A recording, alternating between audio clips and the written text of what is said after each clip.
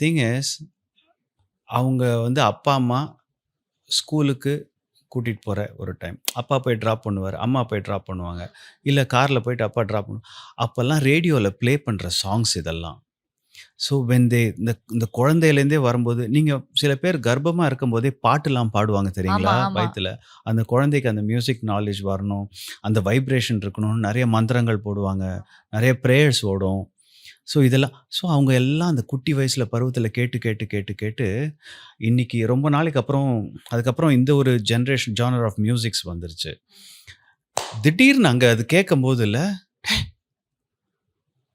நல்லா இருக்கே இது. Melodies right? ஆமா. We are missing out melodies. இப்ப இல்ல.